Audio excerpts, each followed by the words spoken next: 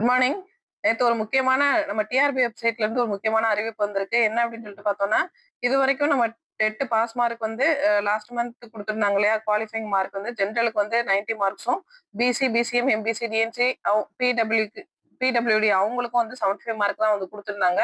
அத வந்து இப்ப சேஞ்ச் பண்ணி நேத்து ஒரு ஜியோ வந்து விட்டுருக்காங்க. என்ன அப்படின்னு சொல்லிட்டு பார்த்தோம் அப்படின்னா, அவங்களும் வந்து 50% வந்து எடுக்க வேண்டியதில்ல. 75 மார்க் வேண்டியதில்ல. அவங்களும் வந்து 40% எடுத்தாலே வந்து குவாலிஃபை அப்படின்னு சொல்லிட்டு ஜிஓ வந்து வெளியிட்டிருக்காங்க.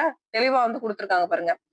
அ The government, after careful examination of the proposal of Commissioner of Welfare of Differently Abled, have decided to accept the same and fix the minimum qualifying mark 40%.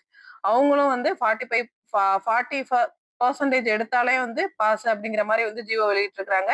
இந்த 40% வந்து எப்பெல்லாம் பொருந்தும் அப்படின்னா, இப்ப நடந்த 2025ல நடந்த டெட் எக்ஸாம், இந்த 2017 நடந்தது, 2022ல நடந்தது, இது வரைக்கும் நடந்த ஒரு 5 டெட் எக்ஸாமுக்கும் வந்து இந்த குவாலிஃபைங் மார்க் வந்து பொருந்தும் அப்படின்னு சொல்லிட்டு நம்ம ஜியோ வந்து வெளியிட்டிருக்காங்க. இதான் வந்து இன்னைக்கான நியூஸ். அவங்களும் வந்து அடுத்து நீங்க 75க்கு அதாவது 60 மார்க் எடுத்திருந்தீங்க அப்படின்னா, நீங்களும் வந்து அடுத்த காம்படிட்டிவ் எக்ஸாம்ஸ்க்கு வந்து நீங்க படிக்க ஸ்டார்ட் பண்ணுங்க. ஓகே. Thank you.